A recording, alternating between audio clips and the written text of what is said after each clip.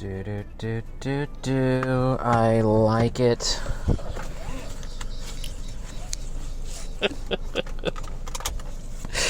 Jet up, boop, beep, boo. Motherfucker. Alright, just a little jingle before we start another episode of On the Move. Skitty beep beep boo. Motherfucker. You know what I mean? Just like corporate asshole. Eat some human flesh. Do. Nanobots in your food. Just fucking do it, man. Alright, here, I'm gonna cruise up this little road in my dying car. Oh man, I was watching all these documentaries about Ronald Searle in the last couple days. It's been bringing me so much joy.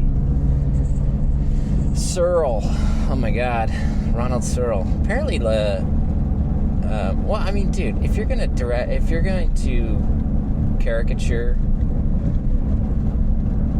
anything and do anything, you know, maybe like a little bit of a cartoony manner, everybody rips off Ronald Searle. Everybody's influenced by Ronald Searle. Everybody wants to be Ronald Searle.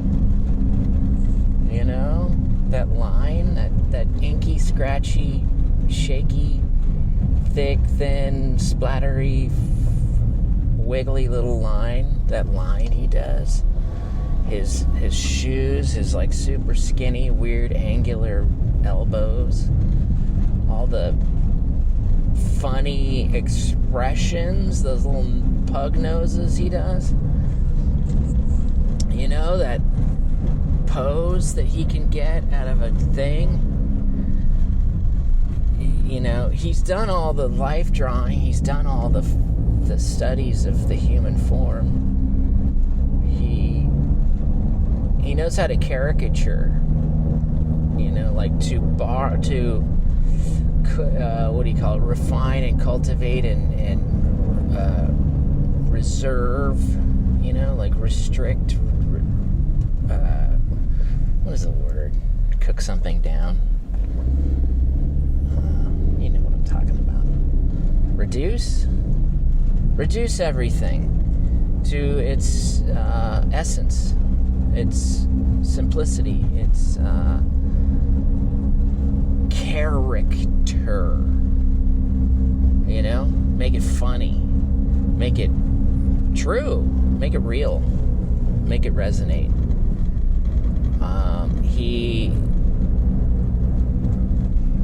almost died in the war, World War II. He was a British soldier shipped to Saigon. No, I'm sorry. To it's not Senegal, not Saigon. It starts with an S. Japanese took over. I'm blanking on the name of it's the country that is the city. Is that? My God, my memory's so fucked. Now it's ultra modern. It's like Manhattan times a million. Anyway, he was put into a Japanese internment camp that was forced to sort of build this railroad, and he was starved.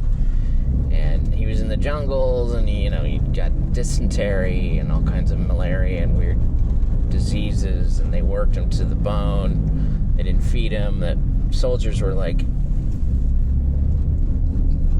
eating the rations that were meant for the captives.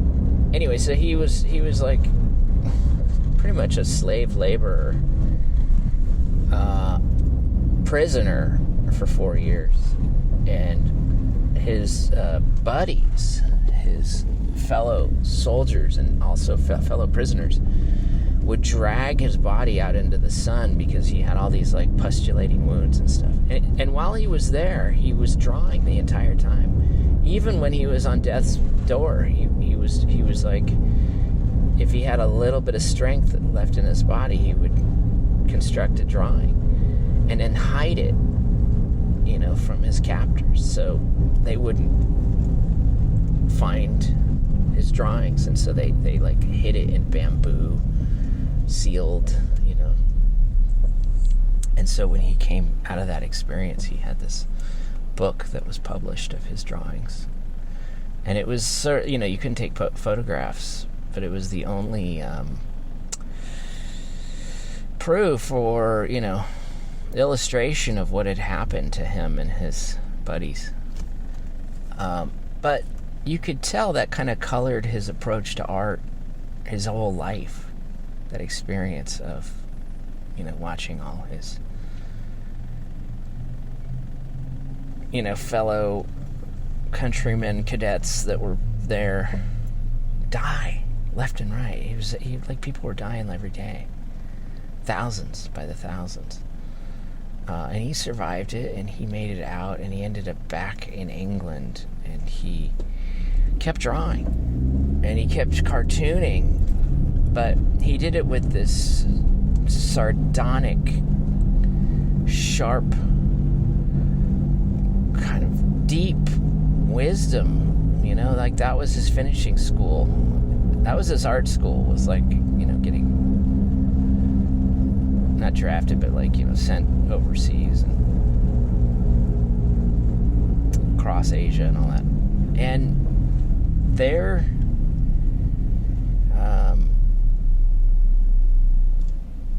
I don't know. There's I don't know too many cartoonists that nail it the way he does. Ronald Searle nails. There's a satisfying feeling that comes over you when you look at his drawings, because he's cut out all the bullshit, and he's figured out. I showed some of his stuff to my buddy David Braun, and David was reminds me a lot of Shel Silverstein, which it does. But Shel Silverstein is a little bit kind of sloppy. I mean, Ronald Searle is arguably sloppy, but it's like a tight sloppy.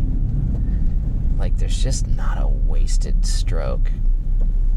Each one of those, and somebody was saying, I heard I saw a documentary about him, and they measured the angle of a lot of his shoes and his elbows and his noses, and they were it's a 37.5 degree angle that he put.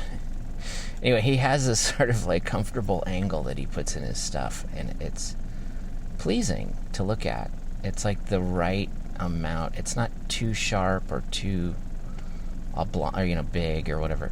It's this pointed. It's just the right amount of point, and he puts it everywhere. It's his signature kind of angle, because a lot of his stuff is straights hitting curves, and Disney totally ripped him. All those guys that were designing characters for 101 Dalmatians and various Disney films from the 50s were just totally looking at his stuff. You could tell. You could totally tell. God, this dude cut across 2 fucking lanes. Wow. Good for you, buddy. Ronald Searle. Come on, y'all. Dude's a fucking maniac. If you're gonna design something for the screen, you'd be stupid not to look at his work. He's the ultimate. I think he's the cornerstone. He's the sort of source. He's the closest to the source of all cartooning and caricaturing. Because it's not just making fun; it's celebrating. You can caricature your teacher and make fun of that, whatever. The braggadocious bully. And that's fine. That's fine and good and dandy and all that. But to also kind of mine it one layer deeper, where you're actually you're seeing all the devilishness in a character, but you're also seeing that spark that's underneath it. You know, that thing that motivates that being. Oh my god, dude, I gotta get over. I'm sorry. Anyway, just had a little Ronald Searle moment. I go back to him. I have a few of his things, but you know, since I moved, they've been boxed up. I don't know where any of my fucking good books of illustration are.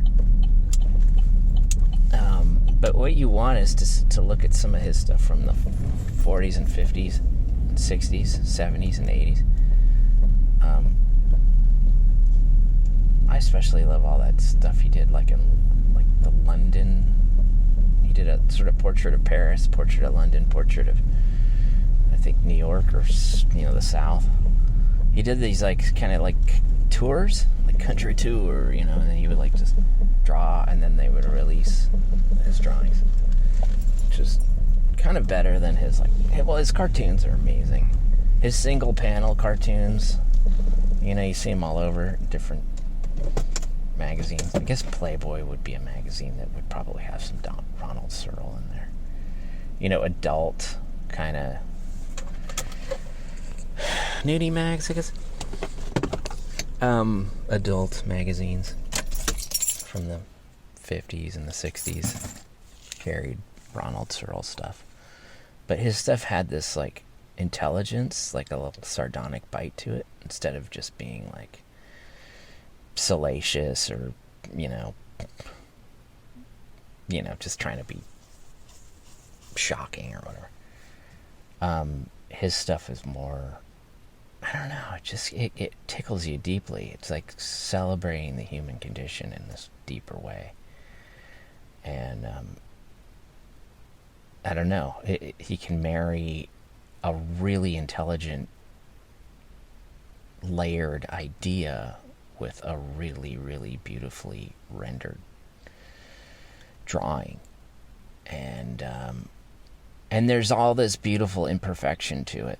A lot of his stuff, you're kind of looks like an unfinished, but it's in that way that